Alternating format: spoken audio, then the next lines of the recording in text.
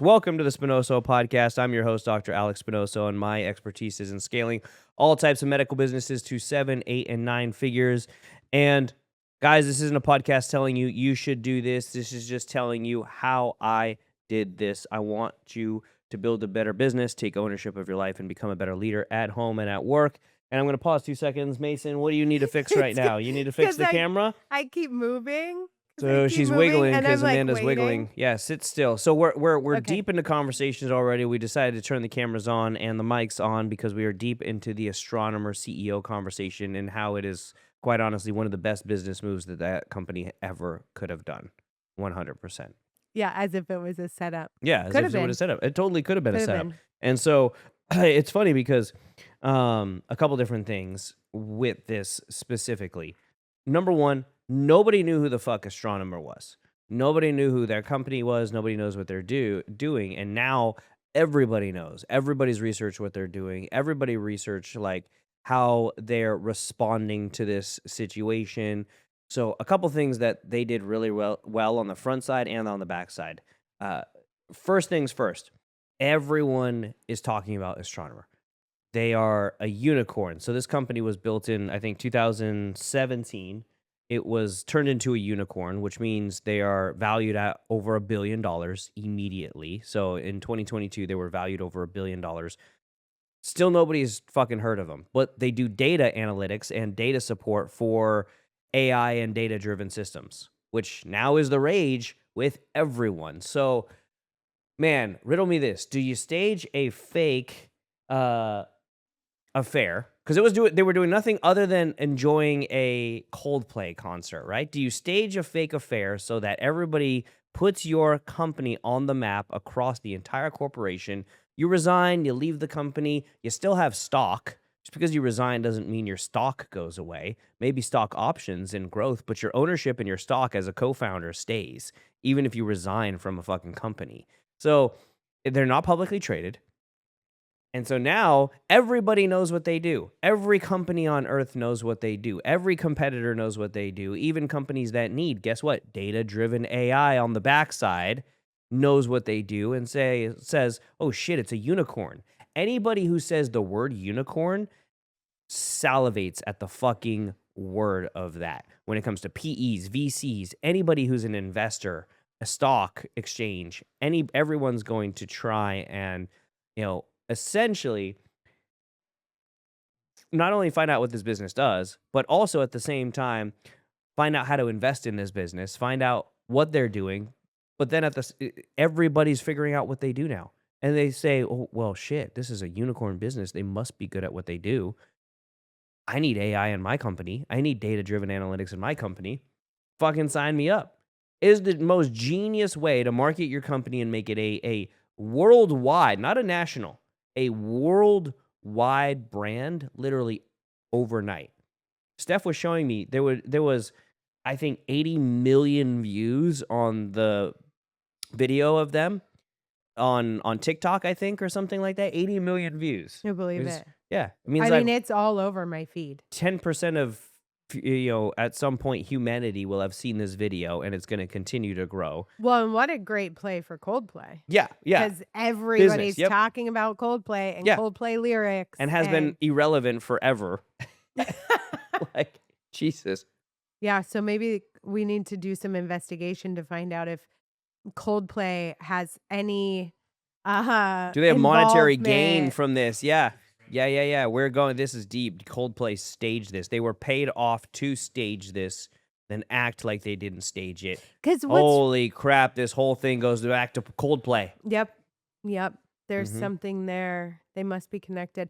But because my thought is like, you're a grown man, you're a grown woman, and the video pans to you, and your first thought is to like duck and hide and like, it's very interesting. I don't know. I mean, I don't would know what to do in that situation, but it literally makes it worse. Like ducking is like I don't know. The vibration that they have. Okay, let's just say this is a real situation.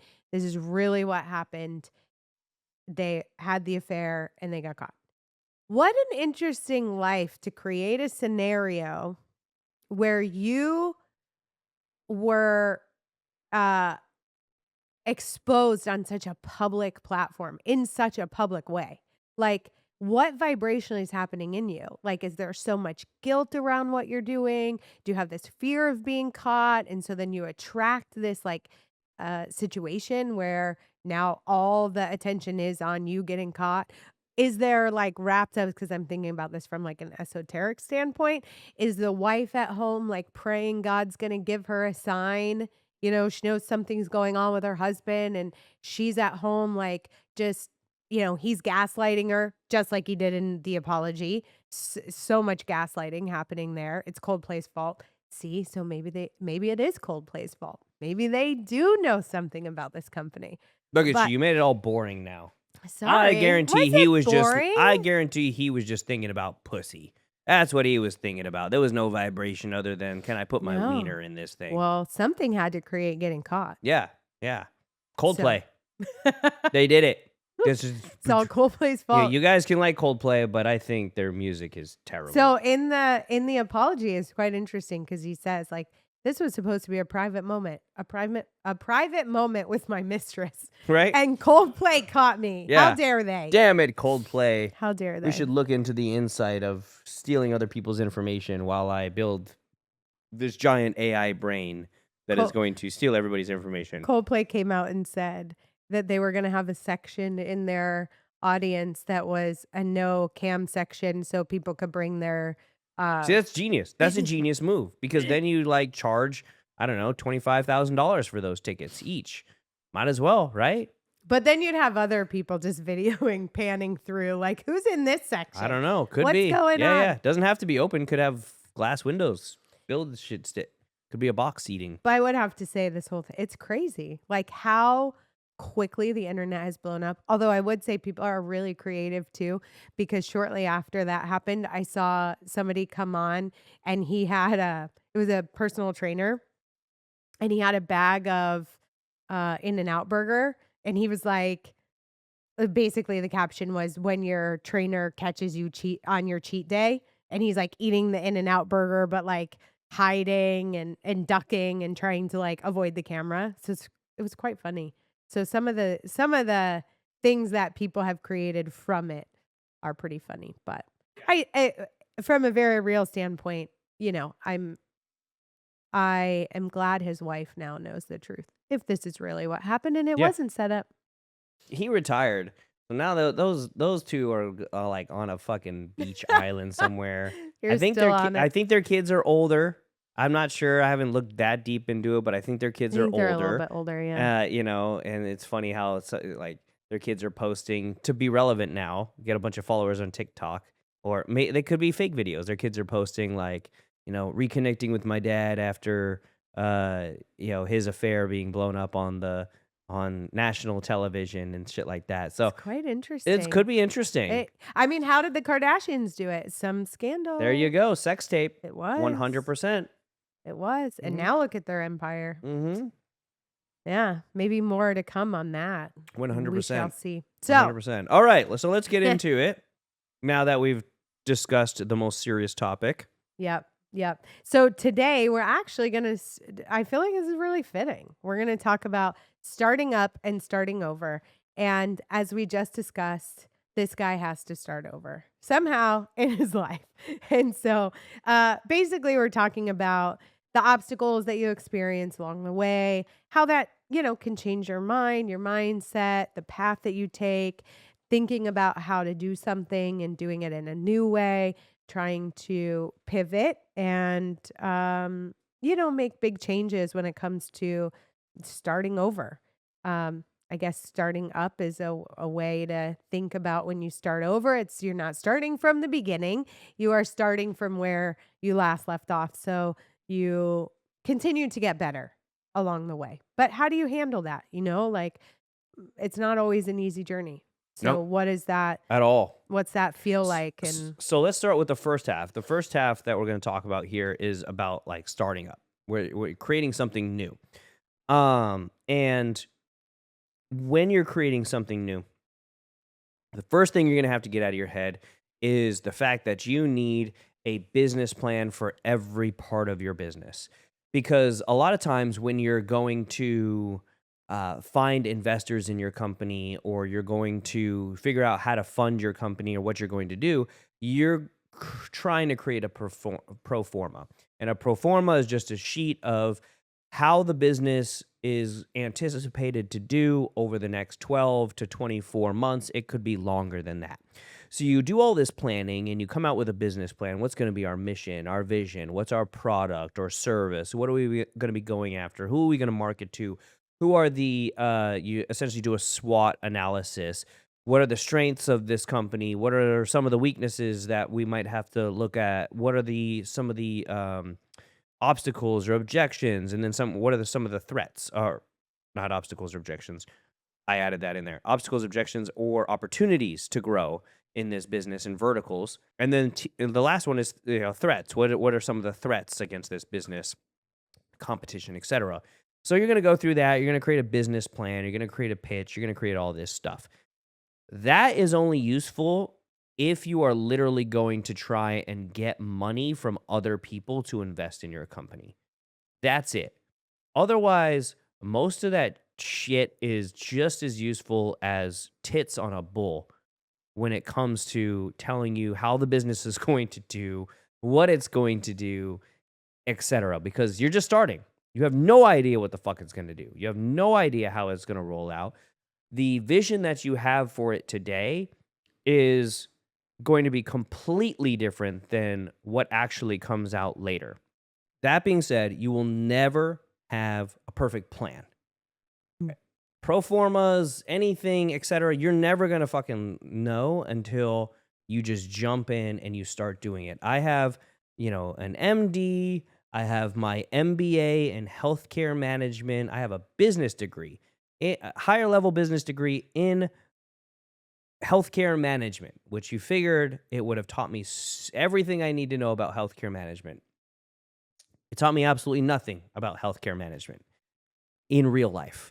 And so people delay action and delay doing something because they want to have all their ducks in a row. They want to have all the problems solved before they walk into the fire. And that will never work, because what's going to happen is inevitably you'll have something else pop up that you didn't plan for. And that thing is going to pop up whether you get in and start earlier, or get it, or plan everything and start later. Still going to be the same problems that pop up, same issues that pop up. So you're not going to be able to avoid everything. You're not going to be able to plan everything. So you can have a basic picture of what you want to accomplish. I'm not just saying like go out there and start just soliciting people, selling random shit. Again, have an idea, have a plan, have a message, have a brand, have some core values, so you know exactly what you're going to say and how you're going to say it before you walk out the door to your clients. But realize the little details, they don't really matter until later on. They don't matter until you get bigger.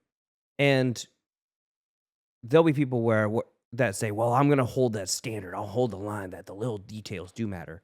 Look, assholes, I'm not trying to say that little details that could sink your fucking business don't matter. What I'm trying to say is little details like, if this problem goes wrong, this is how we're going to solve it, doesn't fucking matter in the beginning, because you don't even know if you're going to have that problem, or if that problem is even a real problem in that fucking type of business. So just go. Just fucking go. My first business coach used to tell me, like, you're planning too much. You don't even know if the market wants what you have. Like, create an outline and then go sell it. And after you sell it and you prove that this is something people want, then figure out what's your next step. What's the next detail? What's the next level that you need to have put in place to actually, act on it, provide the service, create what it is you're promising to them. And I thought that was great because, at the beginning when you first become an entrepreneur, it's, like you want to have everything right before you start, but you can't. You can't. You're not ever going to. But it was great advice because I still do that today. Like, let me see if I have something people want. And then I'll put the money in and the time in to develop it more. No, 100% you're right. Like, the absolute two most important qualities here are just going to be persistence and adaptability. Be determined, be persistent, go out there, do it, and literally build the plane as you're flying. Like, oh, we need more people over here, put more people over there. We need less things over here. Okay, less things over here. Okay, we tried this, but this didn't work. We need to switch that. Okay, let's switch it to this and see if that works for a few weeks or days or months. You have to consistently be adaptable. New things, trying, failing, trying, failing, trying, failing, and you're going to fail a whole heck of a lot.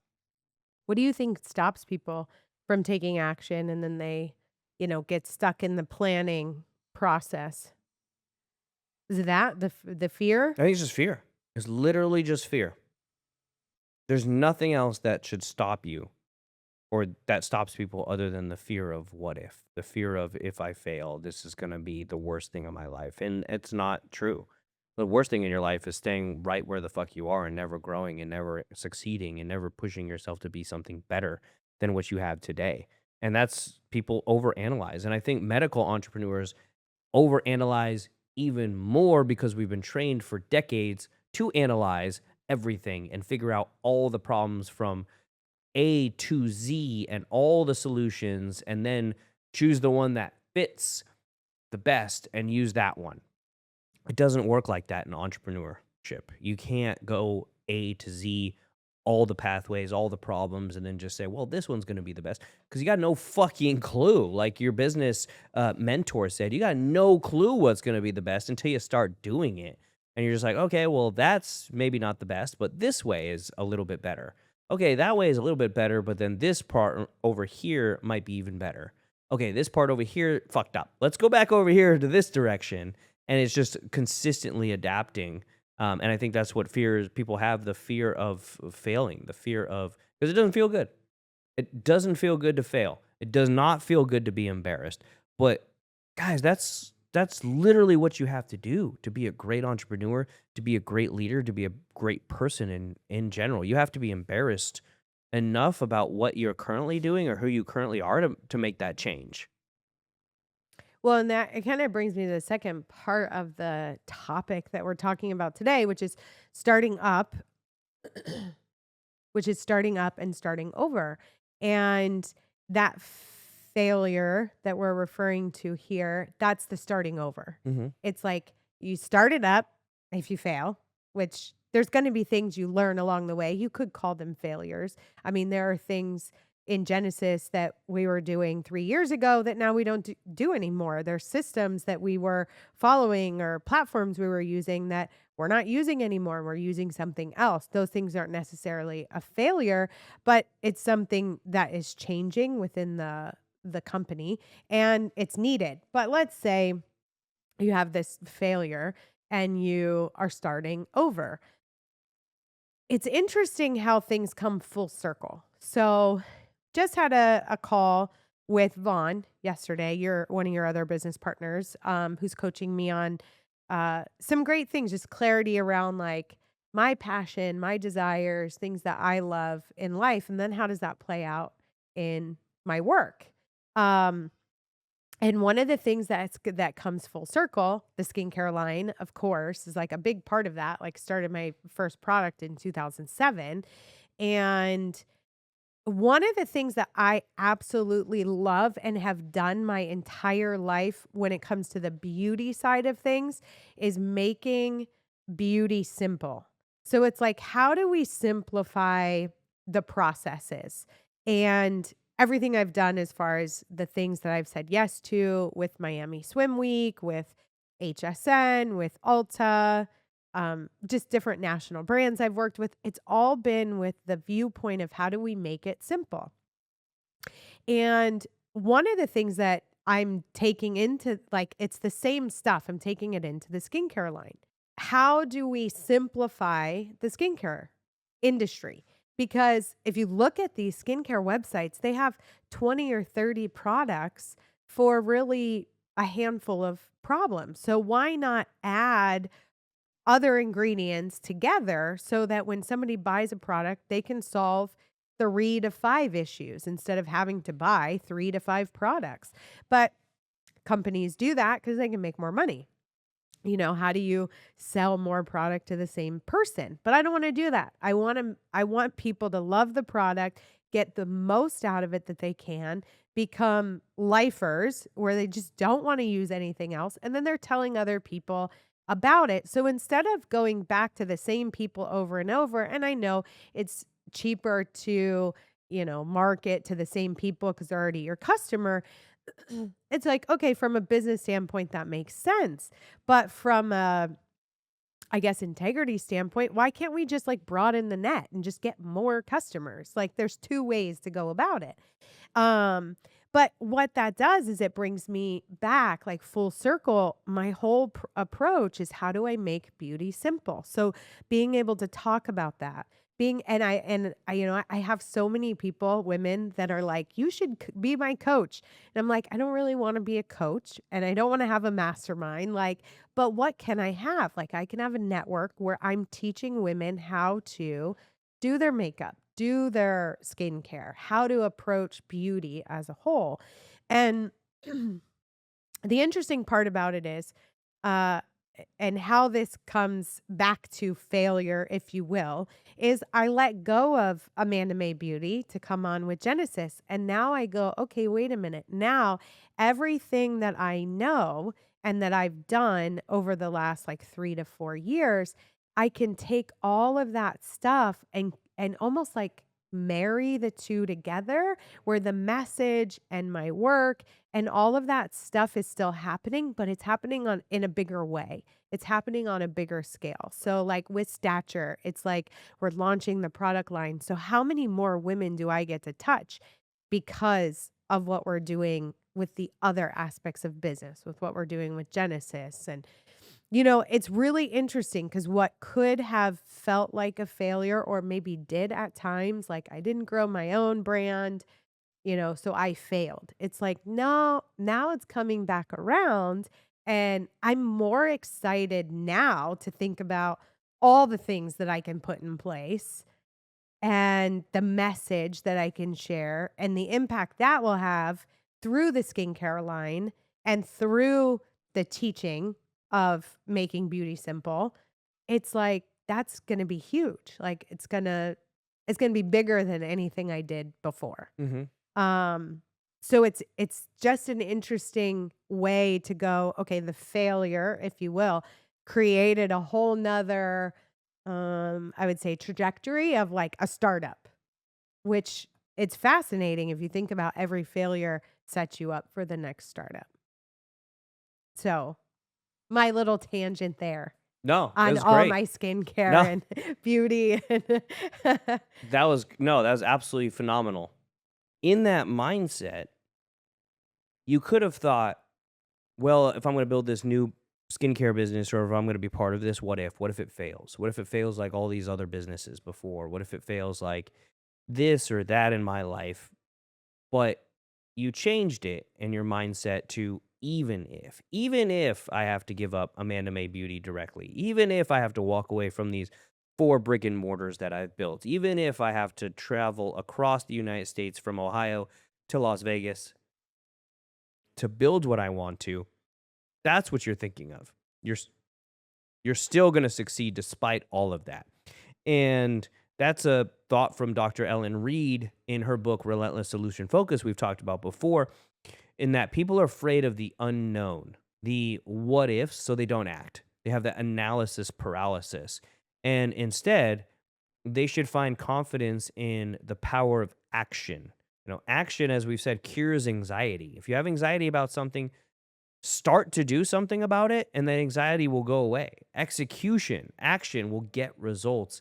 So even if something goes wrong, you're going to just continue to trudge forward. You're going to be continuing to grow. You're going to be continuing to just take that action to fix those problems. Your life is going to get better. And so, you being hard on yourself, like most entrepreneurs, in that, well, I feel like this is a failure, or this was a failure at the time, etc., that still didn't keep you from thinking, well, what if I fail again? or acting on that what if I failed again. You acted on, even if I fail again, I'm going to continue to grow. I'm going to continue to make something better, and it's going to pivot and change into something. It's going to pivot and change into something that is going to make my life better and better. You have to think that way to succeed. Yeah. That's you hit the nail on the head. It is always the focus, like, the big vision. I think oftentimes I like numbers, I like spreadsheets, so I'll put things down, and so I'll have these moments where I just go in like, "Well, if this happens and that happens and this many people are using it and this is our, profit on each product and we're in this many location," and I just multiply things out just because I wanna see what it's gonna look like. Yeah. And it's like, "Oh, well, I only need 100 people using the product on a daily basis to do this?" Like, okay, what happens when we get to 300? What happens when what happens when 300 locations are carrying the product line? And I love mapping that out is like playful for me because it's like, "Oh, okay, I can see where it can go." And it's interesting because I feel like the what if is people creating barriers in their own mind. Um, or wait, hold on one second. I feel like the what if is people creating barriers in their own mind, but the even if is more possibility, opportunity. Like, what could this be? And allowing yourself to go down that path. Because when you really see it, it doesn't take that much to move the needle forward. Like, it just, how many more clients do we need in Genesis? How many more clients do we need rebooking before they leave their appointment, rebooking their next appointment? How many people do we need doing that to see a huge shift in the company? Like, those are things that we talk about. And it's like, just play with that. Have fun with all right, this could happen and not living in the what if, but like, even if we only get X number of people doing this, that's what it means. That's huge. And that I think is like a major motivating force.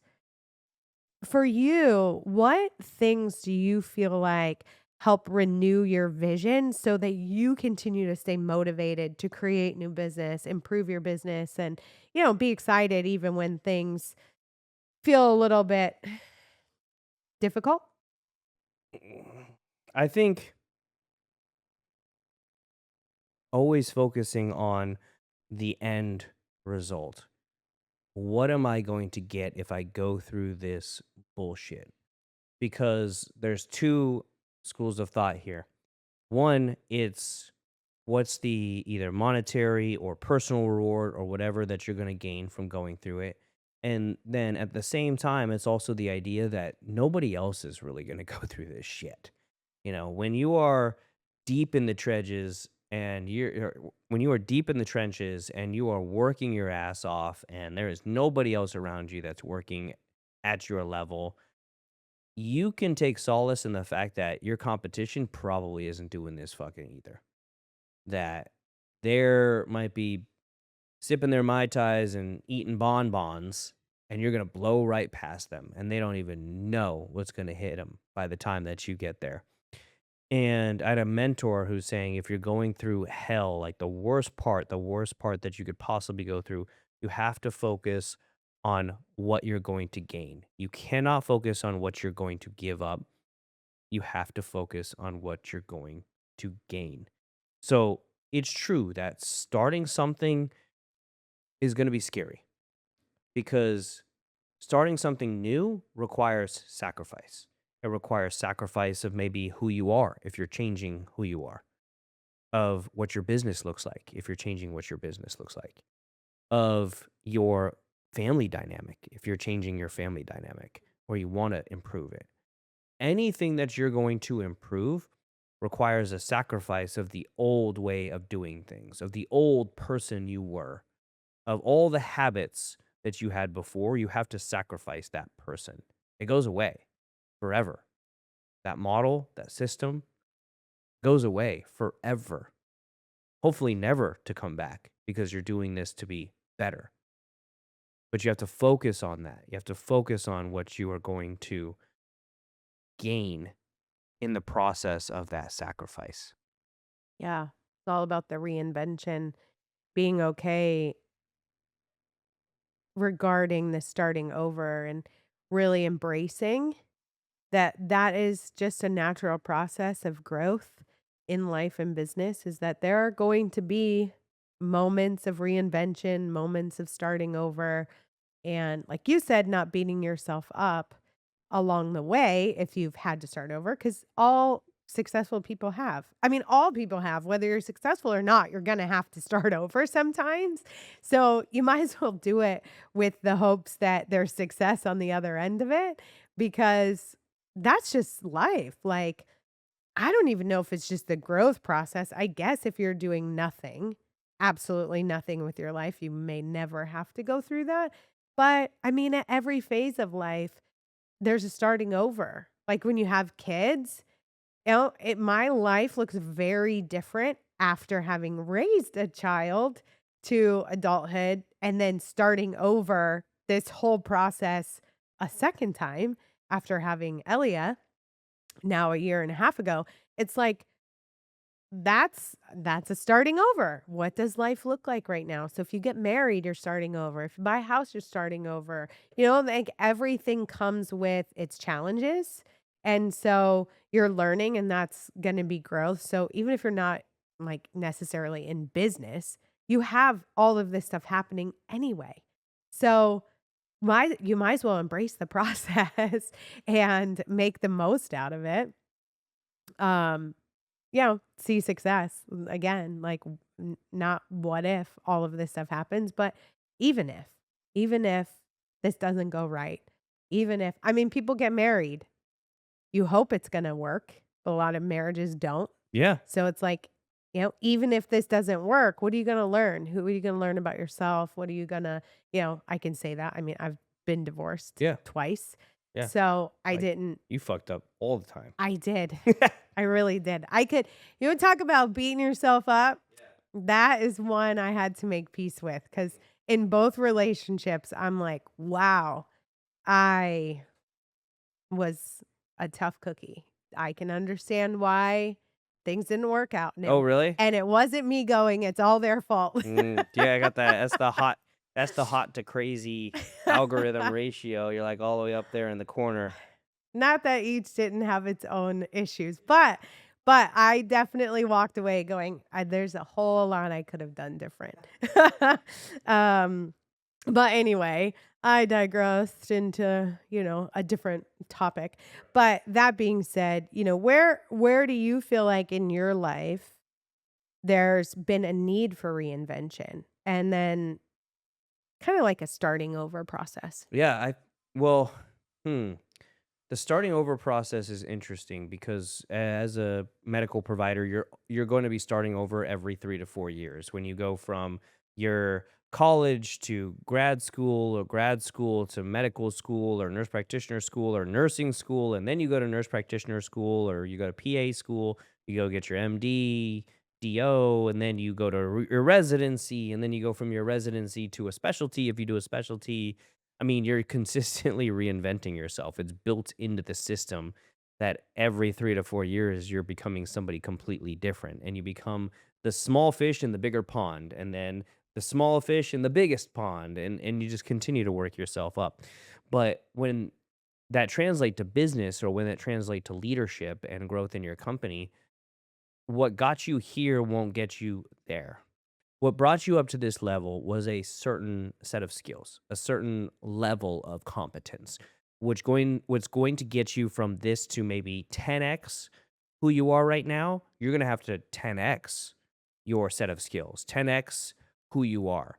If you go from that to 100x, you might have to 1000x who you are as a person or who you are as a leader in order to just get an extra 10x on top of the 10x you already got. So you have to consistently renew yourself on a personal basis, renew yourself mentally, renew yourself on your innovation in your company in order to stay relevant. Because if you don't, you're going to become irrelevant. Your business will become irrelevant. You won't be able to lead and grow your company the way that you need to, because the skills it takes to lead 5 people are not the same skills that it takes to lead 500. And they are not the same skills it takes to lead 5,000. They're just not. It's different massively at every level. And so you have to realize that, and that you have to renew yourself to get to that. Mm, that's good. That makes me think about, what level I wanna get to and asking myself the question, like, who do I need to become to have everything I say that I want? And then really sitting with that, like, who do I need to become? What do I need to know? What do I lack in right now that I can learn? And pushing to that next level, like, what who I want to become does what, and then figuring out how to get there and do that. I think it's good. It's a good self-assessment, like, if you want what somebody else has, if you want that position, that next position. I mean, we have people in the company, they want the higher position, and as the company grows, they come to you and, to the team and say, "I wanna be a regional." And it's like, what does a regional do? Mhm. And are you doing that? Or maybe you're not doing it right now. Are you trying to learn how to do that? Are you on the path to gain the skills that you need to have to get there? Because, some of which, like what you're saying, you learn as you go. So it's like, but are they on the path to get to that next level?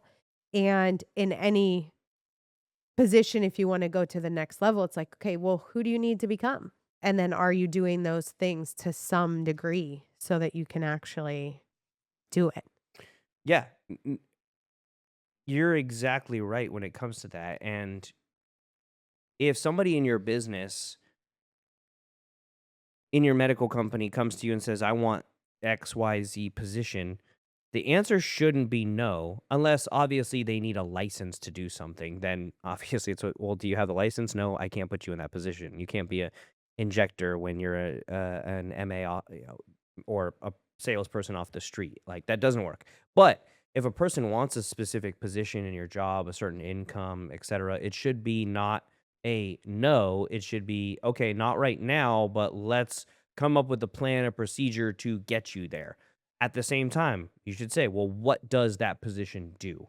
What are the skills that you're going to need to do for me to be comfortable enough to put you in that position?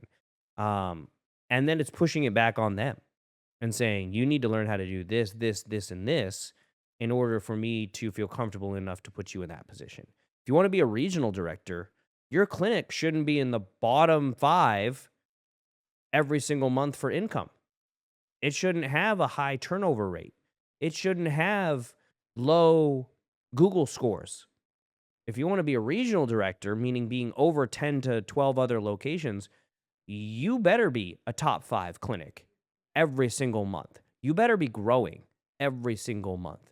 You better make sure that you are innovating and putting in new sales and procedures and processes that you share with the entire rest of the corporation every single month. You better make sure that you are focused on your team, their training, and their improvement every single month. You can't just ask for a job because you think you're good at it. Because I guarantee, if you ask for a job because you think you're good at it, you're fucking not. Period. You're just not. Because why do you say that? Because great leaders will literally give you the job or tell you already, I see you in this position if you're doing all the things right that you're supposed to be doing. Hmm. If you're not, you have zero things to stand on to be able to sit in that position. Now, there might be a misunderstanding where we have some people who came up for certain positions or wanted to get into certain positions that didn't understand truly what that position actually does. And again, that's that conversation.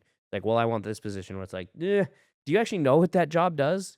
Do you know how much that job has to travel, time away from family, things that you have to be able to do? You don't have the skills. You just straight up don't have the skills, or nor do you have the expertise to be able to do that. Yeah. Looking at a COO in our company, there is nobody in our company that can currently be a highly efficient COO. Maybe even me included, Brent included as the co-founders and co-CEOs, because we have never built a company to go from X to Z. We've never built a company from, 50 locations to 150, 250 locations. When we get there, yeah, we'll have all the skills. We'll know all the ins and outs, and we'll be able to learn and then sit in those positions later on if we wanted to, or with other businesses or as we scale. But right now, there are people better than us that have done this longer. So don't think that, number one, if somebody comes to you that they want a position, that you should say no. You should always have some sort of open door to get them to there if they can. Again, a skill thing at that point. Because they have the will because they stepped up and asked to do it. Do they have the skill to get to that point? If they don't, they got to get the skill. You got to tell them. But then there's the point where you might not have the skill to get the business to the next level, and you got to go hire people. You'll have the will all you want. But again, if will doesn't match skill, you could be the greatest leader known to man, so awesome on core values and all this shit because that's what you're really good at and have the skills at, and shitty on scaling a company from 2 locations to 4 locations, from 1 location to 2 locations, from 50 locations to 150 locations. Different sets of skills. If you don't have it, either go get it or hire someone out for it. But don't be afraid to reinvent yourself and be open to that. Yeah, I think about the journey I've been on with Genesis, and you mentioned that leaders will call out other people like, "Hey, we see you in this position." That's definitely been the case multiple times for my positions within Genesis and the different seats and hats that I've sat in and wore. And I think when a leader, if you see that on your team, call it out and move those people up. I think that's so important. Um, because if somebody is on a track for growth and they're excited about growth and they want growth, speaking from my own experience here, but also I know a lot of people that are like a lot of my friends are high achieving women and in personal development or growth mindset, just have a growth mindset. And so a couple times you guys have said to me, "Hey, this is what we want you to do." And I'm like, "Okay, I'll figure it out." Uh, it's a skill and will. Like, can I figure it out? Yeah. If I couldn't actually figure something out, I'd be honest with you guys. Like, I don't know if I'm gonna be able to figure that out. But I'm pretty determined, so I know I can figure out a lot. Yeah. Um, Determined or hard or stubborn. yeah. I Yeah. mean, depends on Same. perspective, Same. but, It's all perspective. I'm the same. but if you tell me something, "Hey, we see you in this." Cool. I'm gonna do that. I'm gonna do everything I can to learn how to do that. And there was a phase with my position and role with Genesis where I was involved in some of the marketing conversations and, email marketing and, was just involved in some of the marketing stuff. And immediately I'm like, I need to take marketing classes. Like, I need to know, like, how does this work? What's the communication? Like, how do successful companies do these things? So there's a lot of resources out there and tools if somebody wants to learn and go to the next level. So like, or if you're reinventing yourself, you're listening, you're like, okay, I'm reinventing myself. Now what? I have sat in different roles within Genesis than I ever did in my life. So there have been multiple reinventions over the last like 3 to 4 years. But it's like providing, if the company can, providing training or guidance, like classes, whatever it is. If the person has the will and they just need a little bit of skill, give it to them. Like figure out a way to provide it. I mean, we don't really have to do that because I'm pretty much like, oh, okay, I got it. I'm going to figure it out. So I just went and bought courses and started doing things, or like even with the the design stuff. You know, I have an eye for beauty anyway. I love design, I love fashion, all that. So it makes it pretty easy. It's transferable into how the clinics look and the look and feel of the branding and brand development. Like how do we make this cohesive across the board, that Ritz-Carlton feel for every aspect of the business. You know, immediately I was like, "Okay, I'm gonna go to the show in Vegas. Like, I'll be on the next flight to go check out the markets, you know, meet the people." So, um, it's pretty fun when I think about all of the ways I've had to reinvent myself over the last 3 to 4 years. It's actually been pretty fun, Yeah. and I feel like now I have so much more experience to bring, uh to anything that I'm doing, and how some of that has even played over into what we're gonna do with Stature, like the design of the bottles and the feel and the look and, like, it all connects, and so, you know, if you are reinventing yourself, see the big picture, recognize it comes full circle, be excited about the process because great things will come from having to reinvent yourself. Yeah. And along with reinventing yourself, give yourself a little bit of grace when it comes to the time that it takes to settle into that new person. And people may not like you at the beginning. They might not like who you are. They may not like what you stand for. But if you truly believe that that's the best for you, then that's okay. That's all that fucking matters, really, in the end. Nobody else has to deal with you. I mean, you have to deal with yourself every single fucking day. They don't have to. So in the end, your reinvention may be your greatest accomplishment yet. And kind of going off on a tangent here, but it's similar to what I'm talking about in that when the new Star Wars movies came out, Hayden Christensen was the actor who played uh this fucking guy doesn't think I know the Star Wars. But okay. Thanks. I was pausing for dramatic effect. Mason. Anakin Skywalker. Yes, I know. Yeah. I know Mason. So he plays an older Anakin Skywalker, not the young one. And later who becomes Darth Vader. And everybody hated the way he the way he acted, the way he portrayed the character. They hated the way it wasn't the way the Clone Wars was and all the different things. They just fucking hated his character in general and him as an actor. And he got torn down for it. I mean, he got dragged through the mud and there was so many articles about how crappy he was and Reddit things about how crappy he was and Discords about how crappy it was. And then Jon Favreau, he rescued Star Wars in general because it's been going down the fucking tubes forever. But, with the Mandalorian that came out and then Han that came out and then most recently it was Ahsoka that came out and Hayden was recasted as Darth Vader or a young Anakin Skywalker who was Ahsoka's trainer, if you will, his coach, teacher, mentor. Because Jedi's always trained together, just like Sith. But the character had evolved over now. Gosh, it's been probably 15, 20 years between those two coming out with each other. And they hated him then for the role. And the new people that got into Star Wars and this new way of storytelling, they love him for his character. And you could see he gets really choked up when he walks onto stage and people cheer because he was used to walking onto stage and everybody booing. Or like when he talks in a lot of interviews, he gets choked up a lot because it means so much to him that his character, his person, the person who he reinvented himself to be, and they fucking stoned him for it, became somebody that over time they loved.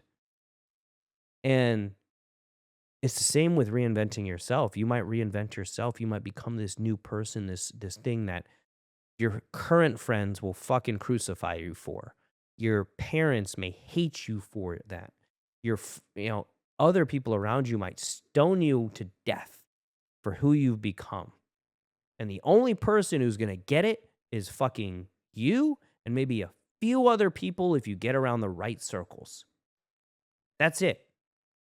And so embrace that reinvention. Embrace starting over. Embrace that as a natural progression of growth, as a natural stage in the new person you want to be, the better person you want to be. Because otherwise you're just living your life to be what everybody else wants you to be. You got anything to say about that, Mason? Hayden Christensen actually retired from all the hate in the early 2000s, and I think he did like maybe one movie after Star Wars, and then he Yeah. just retired and lived on a ranch and raised some kids, and he came Yeah. back for those movies. They made him fucking quit. They hated him so much for Yeah. the role. I actually liked him in the He prequels. was I mean, I didn't find anything wrong with his character, the way he acted. Maybe I'm biased because that's the Star Wars I grew up with. Yeah, could be. Before I saw the original, I saw the prequels. Yeah, so, okay. Yeah. Yeah. See, we weren't ruined before No. like the rest of us. But yeah, no. That's just I mean, sometimes that reinvention will drive you into fucking dark depression because everybody hates you for it. I love how you pulled Mason in on that one because I explained to you in an earlier podcast that I don't connect with movies. Like I watch it, but I have no idea what's happening. And you were like, I'm not even going to ask Amanda what she thinks. She's Nah, not going to know because shit she's gonna about be like, this. yeah, I love how the Grinch was in that movie talking about Yoda. You know, that's what's gonna happen. So he's like, hey Mason, you Yeah. want to be my co-host on this Yeah, one? yeah. We're tagging Mason up to the big leagues right now. Yep. Hey, it's good. You know when to pull him in. Uh, one of the big benefits to starting over, reinvention, is kind of removing the noise and removing the clutter and the bloat and all the things that we think we need to do in the moment to grow or this idea of success. Like the more people we have on our team, or, we take steps that sometimes make it more difficult than what it needs to be. And when a failure hits or a reinvention is necessary, it gives you a chance to almost take a breather and clean all of that up. Yeah. So that's a huge blessing. No, that's it. It's a massive part of the benefits of reinvention or failure in general is you get to look at it and you get to say, okay, well, and that didn't work, but I know now all the things that would have made it work. So when you're attacking the problem again, you literally don't focus your time and effort on all the fuck ups that you had because you know if I go down that road, that's going to be a fuck up. It's going to cost me this much money. But now I know this is the road we need to go down because I learned my lesson. And so you get there much, much faster after you do the fuck up. And again, the fuck ups, the faster you can build and be urgent about things, and we've talked about this, the faster you fuck up, the faster you can rebuild it into what's going to be successful.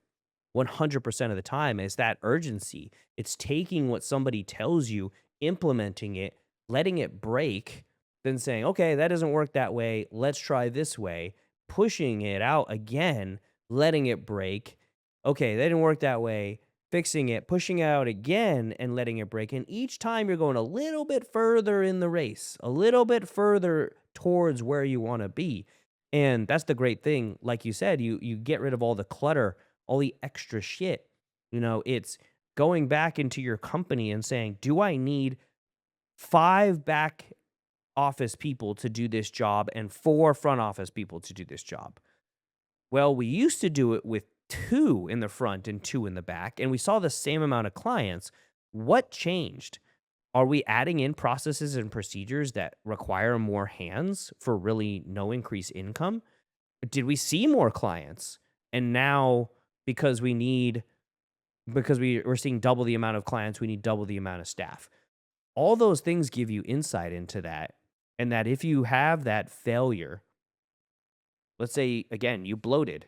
You got really, really good for a short period of time. You hired a bunch of extra staff because you didn't notice that the staff payroll was shooting through the roof because you were making so much money. And then guess what? When you have a bad year and it comes crashing down, You look at your staff and you're like, man, we literally have a massive amount of staff for a little amount of work. And that's what happens with these huge companies that have layoffs or things like that. That's why there's so many layoffs this year. And that's why, Genesis has gone through some tough times where we've had to lay off some people or fire some people we didn't want to fire in the end, but have to in order to make the business survive. And nobody talks about that shitty part of the business. It's a literal requirement some years to have to strip things down to make sure that you can keep the doors open, because you can totally hire everybody, keep everybody on payroll, increase their pay like they want to for no reason whatsoever, and you could run off a fucking cliff. And that's what happens when people show up to work one day and the fucking doors are locked. Mhm. I mean, that happened. That's happened when I moved to Texas. Again, I wasn't paying attention to it, so it probably happened more in California or Vegas when I was there. Vegas because of COVID, but Texas specifically, I live in, or I used to live in the high rise at where the Dallas Cowboys have their headquarters. It's called the Star in Frisco. And I remember two restaurants there that we used to go to. Literally one day, staff shows up and the fucking doors are closed and it says, we're closed for good. The staff didn't even know. Like the manager knew or the owner knew, but they just literally just had a lockout. And you think, could they have done something differently? Could they have served less clientele during certain hours? I don't know. Serving less clientele is never going to get your business thing. That's a very stupid fucking idea. So forget that. But could they have cut half the staff and maybe closed off half of the seats so you couldn't serve as many clientele? You just had to pack in the house. That way you had less cooks. So you had less staff, you had less cooks. The food cost the same, if you will. And then they make money off liquor. Most restaurants do, nothing else. So could they have switched that around? Could they have done something different? Could they have reinvented themselves to save themselves? Because that's what real companies do. That's what intelligent companies do. In order to survive 5 years, 10 years, 50 years, 100 years, there's going to be times where you're getting a bailout. There's going to be times where you're just skating on thin fucking ice. There's going to be times when it's going to come down to the wire that you're going to need money to come through to fucking save your payroll and save your rent and keep you from getting kicked out. That's going to be in any business that is great and that lasts a long time. And so people are looking at these businesses and these business coaches, even myself. I would say this to even myself that have been around in 6 years or sub 10 years or sub 20 years. And they think that everything that they know is everything there is to know about business. You should be looking at the guys that literally are past 20 years in business and have a successful business, not past 20 years and they're the only employee and they're still at the same size. No, past 20 years, they've scaled their business. They're a massive business. Those are the guys you want to listen to. Those are the guys you want to hear about, the founders that are 20 plus years into it, because those are the people that literally have been through fucking hell and back. Because I guarantee in 20 years, there's been some down years. There's been some wild drama. There's been some lawsuits. There's been everything, all of the above, all in. And learning from them gives you, back to the question, the better sense of what you need, the better sense of how to get there, the better sense of how to improve. And it gets you there faster. It does. I mean, I was speaking with my friend Andy the other day, and he's like, one of the things you did remarkably well is you did what I did in 15 years in 5. And he's been doing it for 20 plus years. I think like 25 or 26 years or something like that at this point. But I did it because I listened to what he said and I just shut the fuck up and I did it. Because he's gone through all the lessons. He's had all the ups and downs and he's built a massive multi-billion-dollar company. So obviously he knows what the fuck he's talking about. Just follow the lead of those people. But at the same time, yes, your own mistakes that are inevitably going to happen, your own part where you got to tear yourself down and rebuild yourself up, it helps you get rid of all the extra fluff, the things that don't benefit you, and add the things that you know are going to make you and your team and your company great. Yeah. Yeah, when you talk about, like, getting rid of the bloat and the clutter and having to let some people go along the way, one of the things that really makes a big difference that we've been talking about a lot is high achievers, the people that are really great, those A players that you want on your team. When you get rid of the extra employees, the bloat in your company, it gives you a chance to reevaluate, like, how do we move into A players so that twice as much gets created? Because A players tend to create 2 to 3 times more than if you were to have 3, 4, B, C players on your team.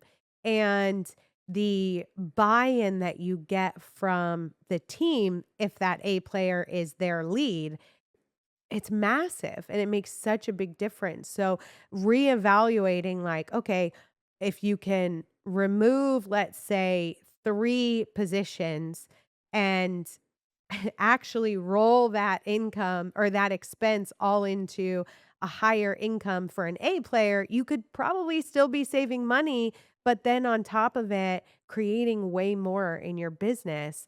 And so it allows you a chance to really reevaluate your structure, your scalability, the efficiency happening within your business, and what you're getting out of people. And so when we talk about removing bloat and clutter, and we're talking about it as some of that in the sense of people, also processes. Um, are and you mentioned, are we adding systems in that's making the job twice as hard that we can do away with? But we're not necessarily talking about it like those people are bad people. It's just a matter of, are those the players that are going to get you to the next level? And those reinventions, those times of reinvention allow you to really assess that, and can be hugely like a huge factor in changing the trajectory of your business and what you're creating. And so that's not an easy conversation to have, because some of these people that you really, like you said, you don't necessarily want to get rid of them. Um, how do you handle that? Because you have such a big heart, and you have such a passion, I feel like, for helping see people successful along the way. Like, how do you manage that internally? Whew, that's a difficult question. It's never going to be easy to handle. That's for sure. I had a multi-billionaire tell me once, and it really stuck with me. He's like, I'm going to teach you two lessons about business, and remember them forever." And first lesson was, every year you should, which is actually funny. It's because it's two lessons. It's obviously that's why he's a billionaire, because he just put everything into like two things to do instead of 15. He's just efficient. He said, number one, make sure you reassess and renegotiate your insurance every year and have a great legal team on board to absolutely sue the shit out of anybody that you need to. And the second one was, you're going to have to fire loyalty to hire for efficiency at some point. And that's the hardest part of building a business, is that some of these people, when you reinvent yourself, they're not going to be able to be what you need them to be at the second level. They're not going to be able to be a part of Genesis 2.0, or the pharmacies 2.0, or your company 2.0, or even your leadership or your team locally 2.0. They're not going to level up with you because they're not going to want to or be able to. And that's okay. That doesn't make them bad people. It just makes them bad people for their position on your team. And when you go back and you have to start over or reinvent parts of your company, it allows you to say, well, when I started, I really needed help. Or as we grew so fast, we really needed to just throw people on the bus. And we didn't really care who we let on the bus or not. We just needed people on the bus to get to where we're going. We just needed to feel the team, if you will. And what you realize is when you get to a certain point that those people on the bus can't get you any further, whether it's a skill or a will thing, then it's okay to pull the bus over, stop the bus, kick the people off the bus that don't need to be there, find the right people to get on the bus, and then take the bus to where you want to go.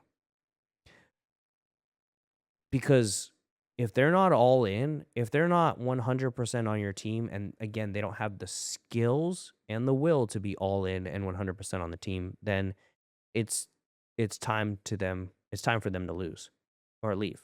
Time for them to get out because you're going to lose if you keep them. And so you might have to have a heart to heart. If you're all in, great, stay. If you're not, there's the door. Please walk out of it because otherwise I will send you out the door and it's going to happen quickly.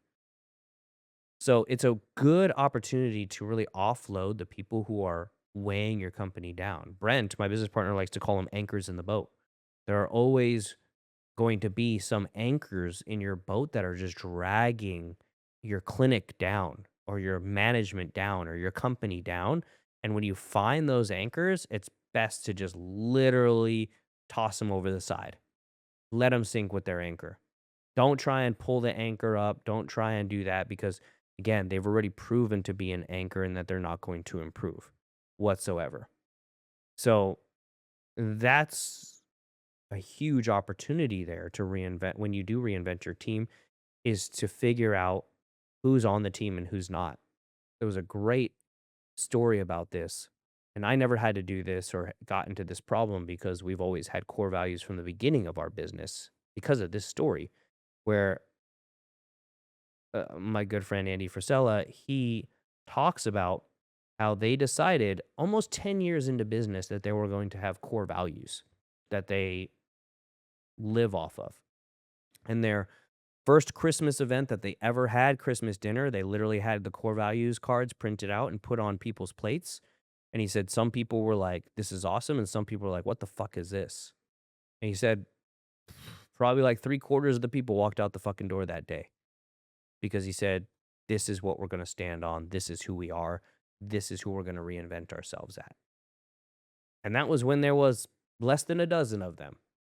And obviously it worked because now they have hundreds, if not thousands of employees. They're partnered with Anheuser-Busch on an energy drink, and they're making billions of dollars a year. So reinventing yourself, getting the right people on the boat, on the bus, is not always a bad thing. It's an opportunity. As you're just talking about, it's clear for a lot of people, change is hard. It's not always easy to get people to change. And like Andy saw that there was a handful of people that were like, okay, I can't handle this change. And, we're no longer with the company. As a leader, how do you recognize that your team is going to have fears? Like we're going through Genesis 2.0. Mm-hmm. So how do you recognize that there might be fears around the change, but still motivate the team that this is where we're going, either get on board or get off. But if you're going to be on board with us, trust the process. Bro, your team is going to be fucking scared at everything that you do. Literally. Because, and not for a bad reason, but because for everything that you change, everything that you improve upon, everything that you reinvent, they are always going to be worried about the what if. Not the even if, the what if. And that's okay. Because if they were all worried about the even if, then they'd be their own business owners. They'd be their own clinic leaders. They'd be doing their own thing. But they got to worry about the what if. And it's okay because they got families. They've got mouths to feed. They've got somebody like me at the helm, which that's just unnerving as it is every fucking once in a while. But at the same time, you have to realize that your staff is going to be worried about that. Your staff is going to be worried about Genesis 2.0 and what that means for them. And part of the conversation that you have to have with them is that we are going to hold the line and set the standard and grow the standard as much as we possibly can. And that includes all of you. If you hold the line, set the standard, and grow the standard and improve, there is plenty of room on this bus for you. If you don't, please get off the bus now. Because it'll be easier for me to just replace you and get somebody on the bus who wants to be there. And that's a very serious, simple, straightforward conversation you can have with your team. And that what we're building will benefit all of them if they want to be there and they work their asses off. But it won't be there for them if they don't want to be there, they don't have the skill or the will, and they don't want to work their asses off. That's okay. That's what this is going to be. And so a reinvention, a conversation around that is sometimes warranted. A conversation is sometimes necessary to tell them where you're going and have clarity in what your plan is so that they can believe it. Mhm. You know, there was no general who went to war and stood at the front of his army and is like, well, I'm not quite sure how today's going to go, but we'll figure it out when we're out there, right? No one's going to follow. No one's good. Everybody's going to be like, what the fuck? I'm out of here. No. You're going to be William Wallace standing up there. You have to be William Wallace standing up there. You have to instill the passion in them, and you have to be passionate about what you're doing, and you have to have fucking conviction in what you're doing so that they believe, so that they understand, you know, that you are going to be there for them and you're going to run straight headlong into whatever you have to fight before they will. And you'll be there on the battlefield for as long as there is life left in anyone's body. And that's the only way you're going to be able to get them to realize that what we are doing is different. What we are doing is going to change the world. And that's, as an entrepreneur, what you should be focused on. The fact that what you're doing needs to change the world, period. Because if you're not focused on that, then there's nothing else that your business should be doing. There's nothing else that your business should be doing than focused on changing the world in one way or another. That's it. And you have to have that conviction for your team, for your family, for everyone around you to follow you so that they are not fearful. I mean, I'm sure every soldier that ever was in any battle ever had some fear going into battle. I mean, there's a high possibility of fucking death in a fucked up way. Whether that's from a claymore or a fucking arrow or a freaking mace to the side of the fucking head. Like, can you imagine that fear that they had to, the courage that they had to have to chew through that fear? I mean, none of us right now are going to literal war where we will die if we're building a business. Yes, wars are still fought. They're still soldiers. The fear that they have to have is just, I mean, it's not the same, but that fear, that courage that you have to have in order to build the business, in order to lead other people, it's still going to be there no matter fucking what, guys. It is still going to be there no matter what. But you have to think, whether or not I fucking die on this battlefield, that's fine, as it is irrelevant in the long term. Because what I fought for and what I stood up for and what I built will long outlast me after I die on the battlefield. That's the power of starting up and starting over and really being at peace with this process. That's what we've been talking about this whole time. I think you summed it up really well. And that's it. You know, if you're listening to this, you're starting over, you're reinventing, drop us a note, let us know. hit the subscribe button, hit the review button, whatever you can do to support. It's free. It's helpful for our channel as we grow and we continue to bring these topics to you. We want to know how it's impacted your life. And if you're looking to connect with Dr. Alex, do that on dralexspinoso.com. Follow him on social media at Dr. Alex Spinoso. Free courses are also available on the website. So if you're a medical entrepreneur or in business and you are wanting to see how you can go to the next level, check out the free courses. Also, really amazing mastermind happening. So, if you want to know more about scaling and growing your medical business, check out joincharismatics.com. There's a lot of resources on all those platforms. Get connected, stay connected, and make sure you're tuning in next time because we can't wait to share what we have next. Yep. Looking forward to it, guys. Go to joincharismatics.com. We are going to have an event, last event of the year, but it's going to be massive. It's going to be free, but highly selective. We're going to bring clinic owners in from all over the country into the Cowboys Center, Dallas Cowboys Club in November. So more details on that soon to follow. Please like, share, subscribe, and we'll see you soon.